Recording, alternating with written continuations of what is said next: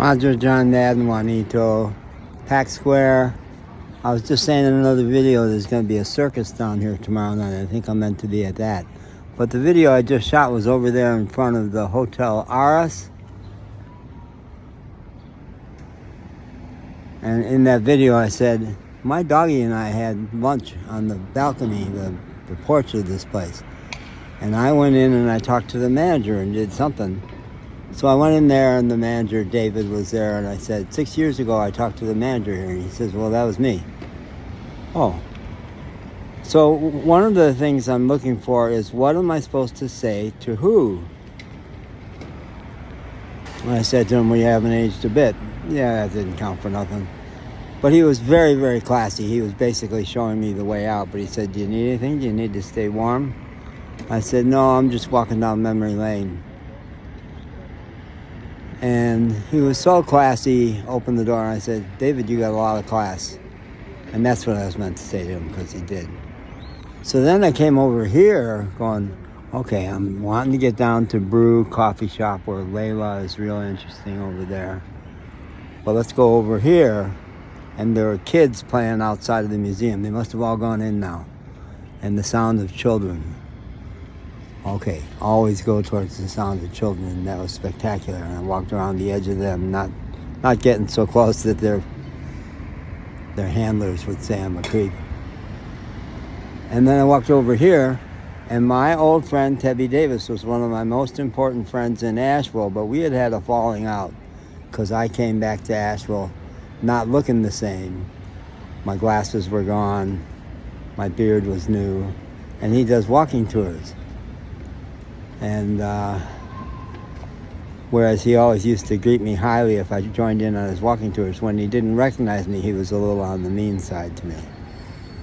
So I walked up, he remembered that exactly, he remembered the whole thing, he apologized. I said, hey, we all have our moments. How's Susanna, his wife, who had been really important to me too? He says she's in the throes of dementia, and I went, fuck. She's young, she's 75. Yesterday I talked to my friend Lee, and he was bearing his business of offering very enlightened benefits programs. Their model was they worked with hospital systems, and they flooded the people who used the hospital benefits program the most with all kinds of support. All kinds of support. It was very enlightened. But his business from the COVID and everything just wasn't making it, and he had shut it down. It was very poignant. And here with Tebby, it was the same thing. This guy, brilliant, super interesting guy, and his wife was so deep, so thoughtful, and now she's not thinking much. What do I do with that? He says, call me this week. I don't know his number. He says, okay, Facebook. I've got his Facebook. What do I do with that, huh? He had followed me enough to know that I was sick and that I'd been diagnosed with cancer. I said, that's all fixed.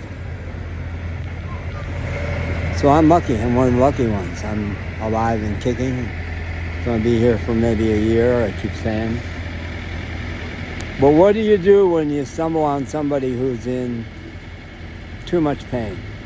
Too much pain. They were very tight. Very tight. Move along, would you please, Chuck?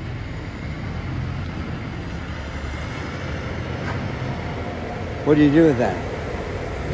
I don't know. I have to tap something more compassionate, less yin, less spacey. Oh, the kids are out again. Less high. I have to be a little less high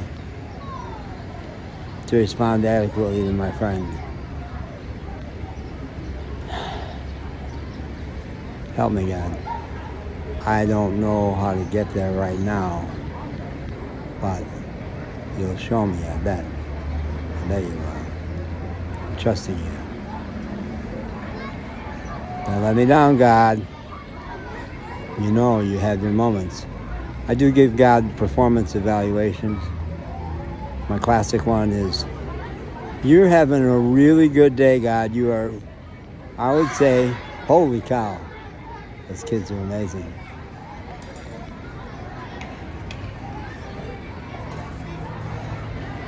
Yeah, trust you. Get back to me, would you? Email, I don't care. Text is fine, God. Thank you.